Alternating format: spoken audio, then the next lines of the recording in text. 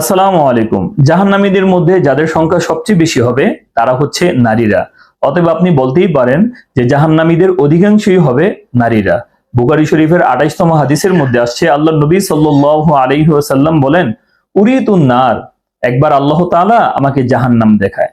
ফাইদা আকসারু আহলিহা আন নিসা, আমি দেখলাম যে জাহান্নামের অধিকাংশ স্থান জুড়েই শুধু নারী আর নারী। ইয়াকফুরনা, তাদের অধিকাংশ জাহান্নামী হওয়ার কারণ হচ্ছে তাদের কুফরি করার কারণে। তখন সাহাবায়ে কেরামের মধ্য থেকে একদল সাহাবী জিজ্ঞেস করলো, ইয়া রাসূলুল্লাহ, এটা কি আল্লাহ তাআলার সাথে কুফরি করার কারণে তাদেরকে কি জাহান্নামে নিক্ষেপ করা হবে? তখন নবীজি সাল্লাল্লাহু আলাইহি সাল্লাম বললেন, লা, যে না, বরং তাদের দুটি বদ স্বভাবের কারণে আল্লাহ তাআলা তাদেরকে জাহান্নামের মধ্যে নিক্ষেপ করবেন। এই দুটি বদগুণ কি, বদ স্বভাব কি?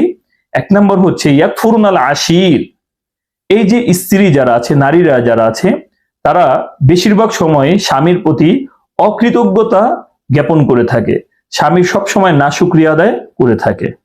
আর দ্বিতীয় বদস্বভাব হচ্ছে ওয়াকফুরনাল ইহসান, তারা স্বামীর যে দয়া সদাচরণ আছে, এই দয়া এবং অনুগ্রহের কথা তারা মুহূর্তের মধ্যেই ভুলে যায়।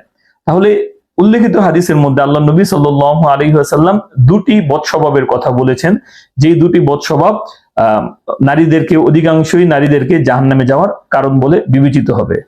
এমনকি এই হাদিসের ব্যাখ্যা স্বয়ং আল্লাহ নবী সাল্লাল্লাহু আলাইহি ওয়াসাল্লাম নিজে করে দিয়েছেন।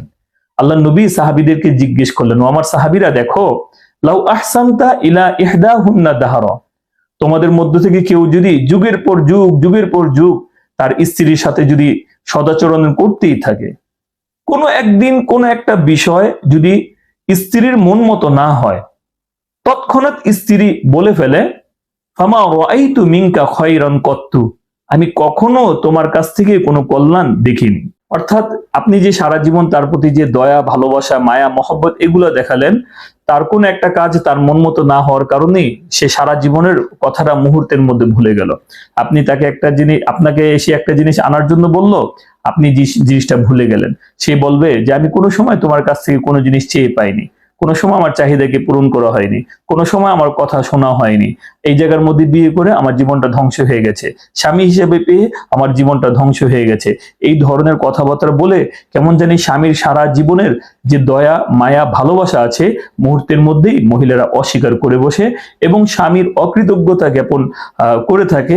শুধুমাত্র এই দুই বদস্বভাবের কারণে আল্লাহ তাআলা নারীদেরকে জাহান্নামের মধ্যে নিক্ষেপ করবেন। এই জন্য এই হাদিস থেকে আমাদের শিক্ষা এটাই, যদি আমাদের মধ্যে এই ধরনের গুণাবলী থাকে, তাহলে অবশ্যই আমরা স্বামীর অকৃতজ্ঞতা জ্ঞাপন করব না এবং স্বামীর যে দয়া আছে এটা আমরা ভুলে যাব না।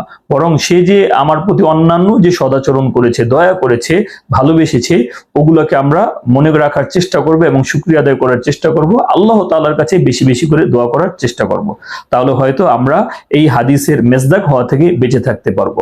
আল্লাহ তাআলা আমাদের সকলকে এই হাদিসের মেজদাক হওয়া থেকে বেঁচে থাকার তৌফিক দান করুক।